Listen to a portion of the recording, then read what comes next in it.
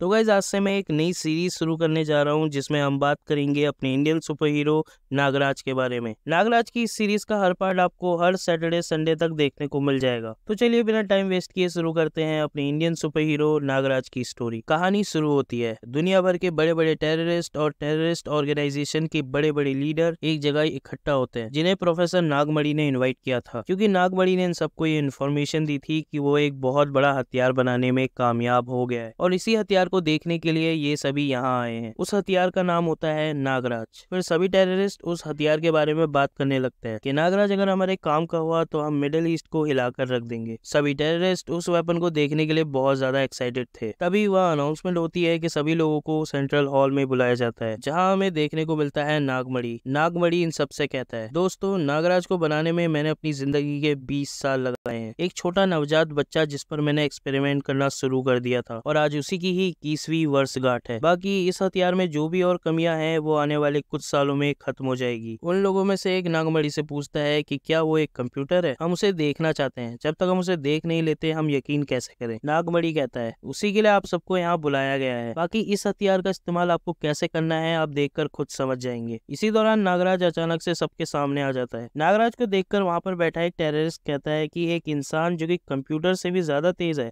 ऐसा कैसे हो सकता है। नागमणि कहता है, आप में से जिसका निशाना अचूक हो वो स्टेज में आकर नागराज को आजमा ले। उसके बाद उन सब में से 4 टेररिस्ट स्टेज पर आते हैं, जो कि मिडिल ईस्ट, टेक्सास, यूरोप और जर्मनी के बड़े गैंगस्टर होते हैं। उसके बाद जैसे ही वो नागराज को शूट करने जाते हैं उनके हाथों में अचानक से सांप लिपटा हुआ होता है और वो सांप उन्हें डस लेता है। उसके बाद वो चारों नीचे गिर जाते हैं। ये सीन देखकर वहाँ बैठे सब लोग डर जाते हैं। उसके बाद नागराज उन चारों की बॉडी में से जहर चूसकर बाहर निकाल देता है। चारों को होश आने के बाद नागमणि उनसे पूछता है कि क्या आपने देखा कि आपके साथ क्या हुआ। उनमें से एक टेररिस्ट कहता है, मैं कुछ देख ही नहीं पाया। जैसे ही मैंने अपनी गन बाहर निकाली मेरे हाथ में एक सांप लिपटा हुआ था और उसने मुझे डस लिया। इसके बाद काफी सारे और भी लोग आते हैं नागराज के साथ दो दो हाथ करने के लिए, लेकिन सभी लोग नागराज की काबिलियत को देखकर हैरान थे। उसके बाद नागमणि उन सबसे कहता है कि क्या आप अभी भी नागराज को आजमाना चाहते हो। उनमें से एक गैंगस्टर कहता है, प्रोफेसर नागमणि आपने एक बहुत खतरनाक हथियार बनाया है। इसके बाद नागमणि नागराज की काबिलियत बताते हुए कहता है, नागराज खुद को गोलियों से पूरी तरह छलनी करने के बाद भी आसानी से हील हो सकता है और आने वाले 5 सालों में नागराज दीवारों से आर पार होने की एबिलिटी भी हासिल कर लेगा। अब नागराज की बोली लगेगी और जो सबसे ऊंची बोली लगाएगा नागराज उसी का होगा और मैं यहाँ बैठे बैठे दुनिया का सबसे अमीर आदमी बन जाऊंगा।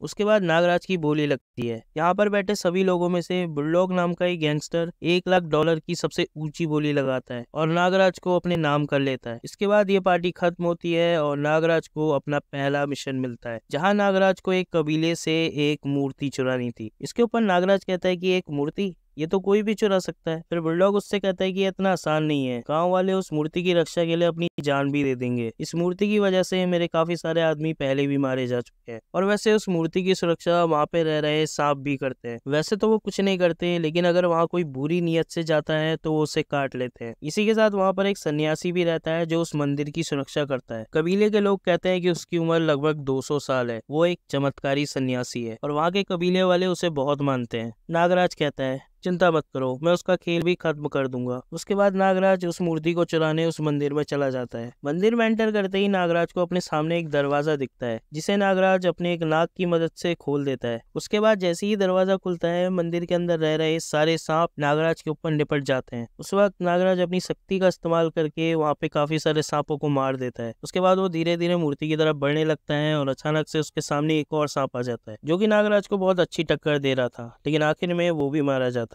उसके बाद नागराज फटाफट से मूर्ति लेकर वहां से भागने लगता है, लेकिन मूर्ति लेकर जाते हुए उसे एक कबीले वाला देख लेता है और सभी गांव वालों को वहां वो मंदिर के पास इकट्ठा कर लेता है। उसके बाद सभी गांव वाले मिलकर नागराज को पूरी तरह से रोकने की कोशिश करते हैं, बट नागराज उनके हाथों से निकल जाता है। नागराज उनसे बचने के लिए एक पहाड़ के ऊपर चढ़ जाता है और जहाँ उसका साथी उसका इंतजार कर रहा होता है और वो गाड़ी में बैठ के वहां से निकल जाता है। नागराज गाड़ी से अपने रास्ते जा ही रहा होता है कि सामने उसे एक बहुत बड़ा पेड़ पड़ा हुआ मिलता है। नागराज उस पेड़ को हटाने की कोशिश करता है, लेकिन बहुत कोशिश करने के बाद भी वो पेड़ को नहीं हटा पाता। उसी के बाद अचानक से एक सन्यासी नागराज के सामने आ जाता है। वो सन्यासी उससे कहता है कि जब तक मैं इस पेड़ के ऊपर खड़ा हूँ तुम इसे नहीं हिला सकते, और ये वही सन्यासी होता है जिसके बारे में बुलडॉग ने नागराज को बताया था। फिर वो सन्यासी नागराज से कहता है कि मुझे पता है कि तुम मंदिर से मूर्ति चुरा के भाग रहे हो, वो मूर्ति मेरे हवाले कर दो, मैं तुम्हें जाने दूंगा। ऐसा कहते ही नागराज उसे पहचान लेता है और वो कहता है कि अच्छा ये तुम ही हो, ये पेड़ तुमने गिराया है, इसका अंजाम जानते हो क्या होगा, ये मूर्ति तुम्हें कभी नहीं मिलेगी, चले जाओ यहाँ से। ऐसा कहते हुए नागराज अपनी गाड़ी की तरफ जाने लगता है और उसी वक्त सन्यासी नागराज को अपनी रस्सियों में लपेट लेता है। उसके बाद नागराज उस फंदे से बाहर निकलकर अपनी जान बचाकर भागने की सोच रहा होता है, लेकिन उसी दौरान वहाँ पर उसके सामने एक नेवला आ जाता है और वह नेवला नागराज के चारों तरफ एक जादुई सर्कल बना देता है जिसके अंदर नागराज कैद हो जाता है। उसी दौरान वो सन्यासी अपनी छड़ी से नागराज के ऊपर हमला कर देता है और उसे बेहोश करके अपने साथ ले जाता है।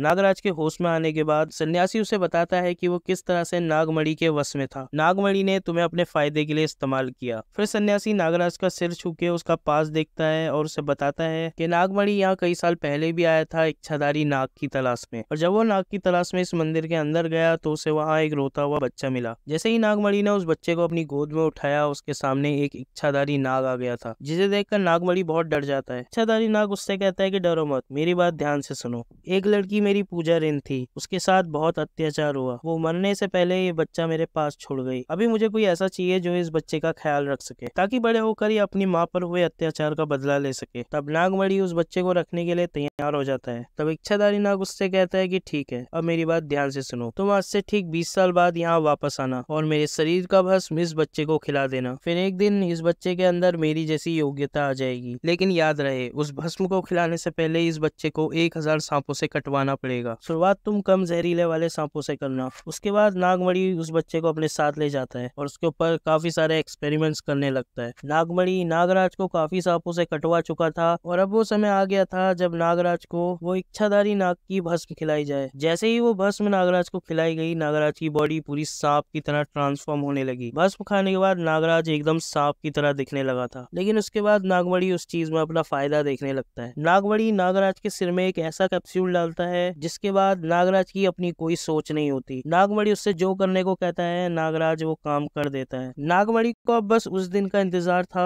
जब नागराज पूरी तरह से एक इच्छाधारी नाग बन जाता। दूसरी तरफ सन्यासी ने नागराज के दिमाग से वो कैप्सूल निकाल दिया था। उसके बाद जब नागराज को होश आया तो सन्यासी उससे पूछता है, क्या तुम अभी भी उन आतंकवादियों के लिए काम करोगे? जवाब में नागराज कहता है कि अब मैं उनका गुलाम नहीं हूँ। मुझे पता चल गया है कि वो मुझसे और कितना भयंकर काम करवाने वाले थे और अब ये लोग इस धरती में ज्यादा दिनों तक जिंदा नहीं रहेंगे। मैं इन्हें रोक के रहूंगा। नागराज सन्यासी से कहता है कि मैं आपको नहीं बोलूंगा, मेरे हाथों जाने आगे चल के और कितने अपराध हो जाते। फिर सन्यासी उससे कहता है कि चिंता मत करो, तुम्हें मेरी जब भी जरूरत होगी तुम मुझे अपने मस्तिष्क में पाओगे। मेरा आशीर्वाद हमेशा तुम्हारे साथ है। और बस इसी के बाद नागराज निकल पड़ता है इन आतंकवादियों को रोकने के लिए और यहीं से ही ये नागराज का पहला चैप्टर क्लोज होता है। इसके बाद नागराज की अगली स्टोरी के बाद हम अगली वीडियो पे करेंगे, तो तब तक के लिए बाय बाय।